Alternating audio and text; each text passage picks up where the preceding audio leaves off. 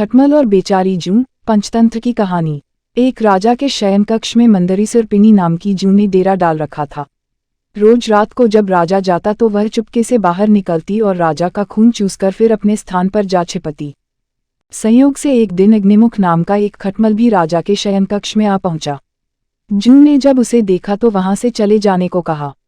उसने अपने अधिकार क्षेत्र में किसी अन्य का दखल सहन नहीं था। लेकिन खटमल भी कम चतुर न था। बोलो, देखो, मेहमान से इसी तरह बर्ताव नहीं किया जाता। मैं आज रात तुम्हारा मेहमान हूँ।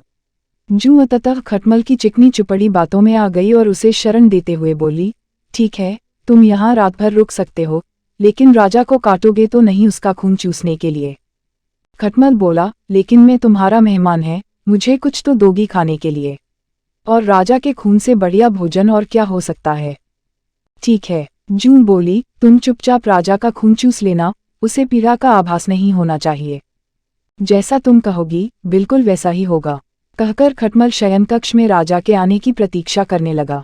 रात ढलने पर राजा वहां आया और बिस्तर पर पड़कर सो गया। उसे देख खटमल सब कुछ भूलकर राजा को काटने लगा, खून चूसने के लिए।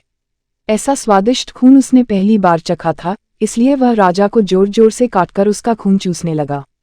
इससे राजा के शरीर में तेज खुजली होने लगी और उसकी नींद उचट गई। उसने क्रोध में भरकर अपने सेवकों से खटमल को ढूंढकर मारने को कहा। यह सुनकर चतुर खटमल तो पलंग के पाए के नीचे छिप गया, लेकिन चादर के कोने पर बैठी जूं राजा के सेवकों की नजर में आ गई। उन्होंने उसे पकड़ा और मार डाला। सीख, हमें अजनबियों की चिकनी चुपड़ी बातों में आकर उन पर भरोसा नहीं करना चाहिए, अपितु उनसे सावधान ही रहना चाहिए।